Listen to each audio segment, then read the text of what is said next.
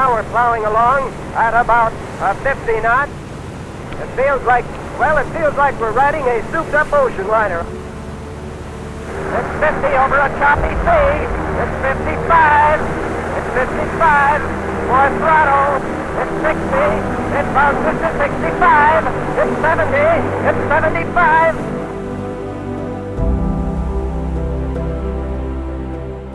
At a time of austerity, one young American dared to dream big. Pushing the boundaries of aviation, he built the largest aircraft in the world. The H-4 Hercules is better known as the Spruce Goose. Just like its creator, Howard Hughes, this giant silver flying boat is legendary.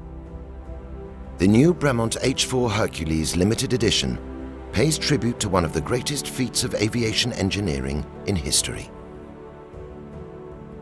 July 1942. Following Japan's attack on Pearl Harbor, the United States has joined the Allies in fighting the Axis powers. Packs of Nazi U-boats patrol the oceans, sinking Allied vessels at a ferocious rate. Instead of using vulnerable ships, giant flying boats could carry cargo above the waves, beyond the reach of enemy torpedoes. Aircraft manufacturers dismissed it as impossible. But one man had the vision to tackle the task: skilled aviator and billionaire businessman Howard Hughes. Hughes was an eccentric Hollywood movie maker with a talent for aviation. A skilled test pilot and respected engineer, he set up the Hughes Aircraft Company to build his unique aircraft designs.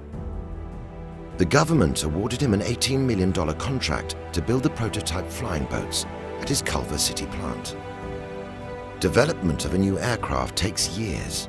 Hughes had just 24 months.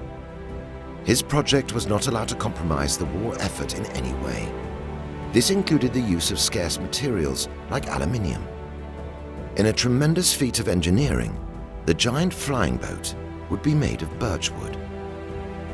The Hercules was over twice the size of any contemporary aircraft. Its 320-foot wingspan is longer than the Statue of Liberty. The tail stands 8 stories high. The wings housed 8 radial engines, giving 24,000 horsepower, enough to carry 2 Sherman tanks safely across the ocean.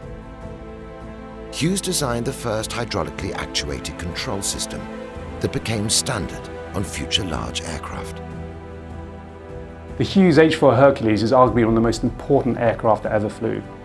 Its sheer scale, its innovation in construction, the way the control surfaces work, place this aircraft at the center of aviation history. The aircraft is so large that only one place you could do a visual check was the viewing platform Hughes built that rose from the spine of the cockpit to report via radio telephone. 4 years after Hughes' death in 1976, rumors circulated that the aircraft was going to be broken down and parts sent to museums around the country. There's public outcry, to the extent where the US House of Representatives voted to make the Spruce Goose a national treasure. Progress on the Hercules had been slow. The war was over, and any strategic need for the flying boat was long gone. In 1947, Hughes attended a Senate hearing, accused of wasting government funds. During 6 days of intense questioning, Hughes defended the Hercules and his reputation. I've put the sweat of my life into this thing. I have my reputation rolled up in it. And I have stated several times that if it's a failure, I'll probably leave this country and never come back, and I mean it. He maintained that building an aircraft of this scale would prove vital to the future of aviation. A senator described the Hercules as a flying lumberyard that would never fly. On a blustery day in November 1947, Hughes prepared for the first trial flight of the Hercules. The launch resembled a Hollywood premiere.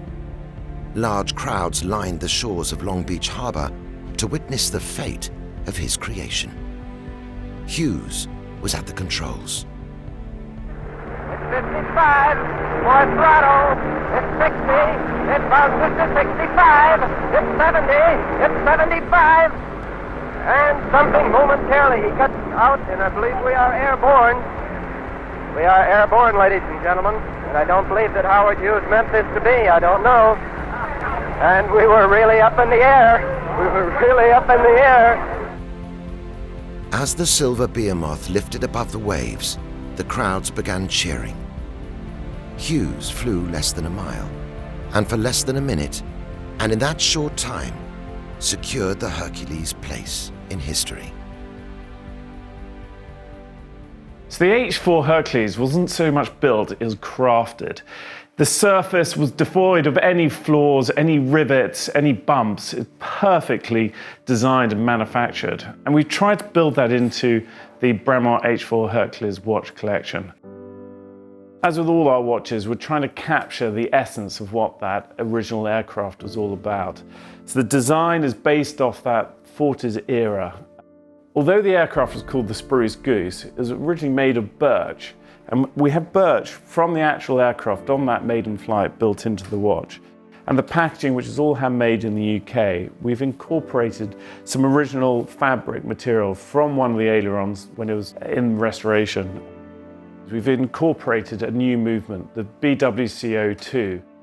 You can see on the back it has this wonderful galvanic coating to match the colouring on the H-4 Hercules aircraft itself. And we're only making 300 in stainless steel, 75 in rose gold, and the first time ever we're making a platinum watch and making 75 of those. So each of these amazing watches are all hand-built here in Henley-on-Thames, and we're really pleased to be raising funds for the Evergreen Aviation and Space Museum to help preserve this amazing aircraft. We are very proud to be partnering with Bremont on such a strategic partnership. It's not only the watch that they build that is highly engineered, highly sought after, is an icon around the world, as much as this airplane is highly engineered and an icon around the world. And to have a watch that now people with pride can wear, knowing that it's supporting this great engineering achievement, is huge to us. Hughes had achieved the impossible and silenced his critics. An icon of its era, the Hercules remains one of the world's largest aircraft today and the largest flying boat ever built. Hughes wanted to be remembered for his contribution to aviation. The H-4 Hercules secured his legacy.